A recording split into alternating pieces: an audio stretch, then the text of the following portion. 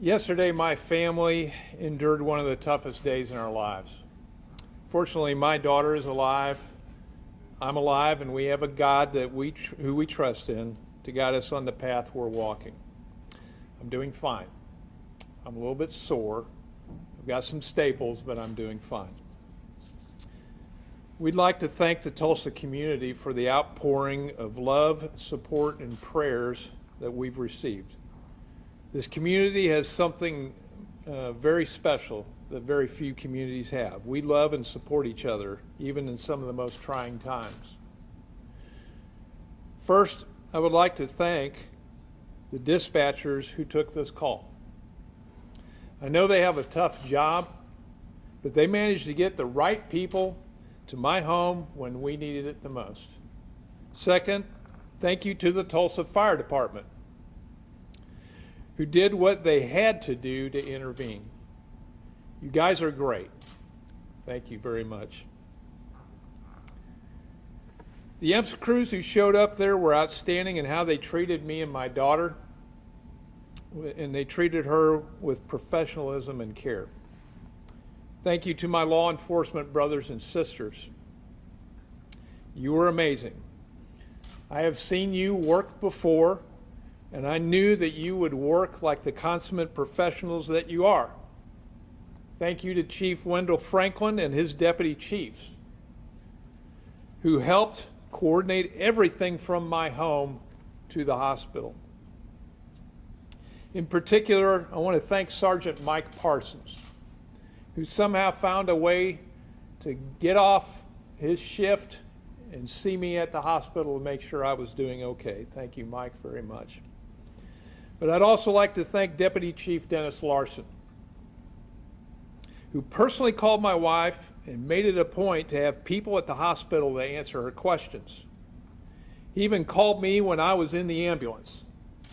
Thank you for taking care of my wife. And thank you to Sheriff Regalado for also coming to the hospital. I will never forget that you had one of your deputies remain with me and my family the whole time I was at the hospital until we got in our car to leave. So thank you, Sheriff. And finally, to the entire St. Francis team. We know that you are suffering from a terrible tragedy that you recently endured. I was trusted in your care and in your good hands.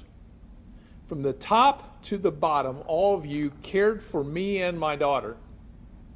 Thank you for treating her with dignity and respect. Obviously, my office will not be handling this case involving my daughter. District Attorney Jack Thorpe from Wagner County has been appointed by the Attorney General's office to handle the case. And all of your specific inquiries, any questions that you have, you need to direct those questions to District Attorney Thorpe. I will simply say what I have said countless times before. We live in a great country in which we demand the presumption of innocence.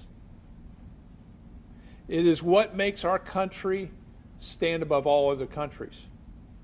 The presumption remains until a judge or a jury determines otherwise. Mental illness is a terrible thing. In many families,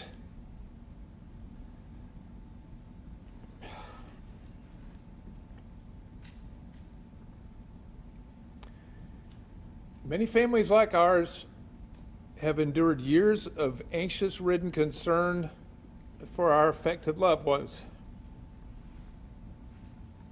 No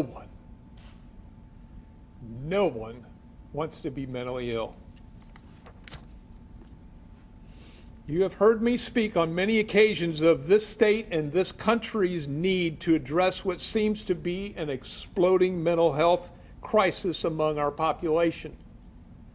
In my 30-plus years, I've witnessed that system erode so badly that now the Tulsa County Sheriff houses the largest population of mentally ill affected people in the state.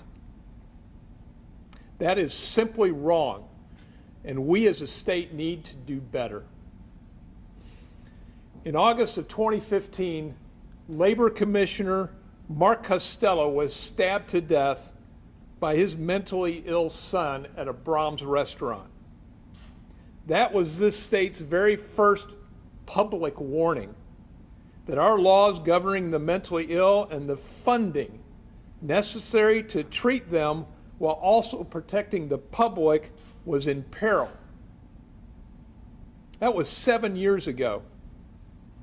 In that time, I served on the Oklahoma Commission for Criminal Justice Reclassification Committee. We were tasked with looking at our criminal justice system and making recommendations to our state elected leaders. As part of that process, we looked once again at the paucity of funding and resources to address the treatment needs of our citizens. It has been crickets since the death of Labor Commissioner Costello. Crickets. When it comes to meaningful health funding, the elected leaders of our state legislature need to make this a priority. Protecting our citizens is your job.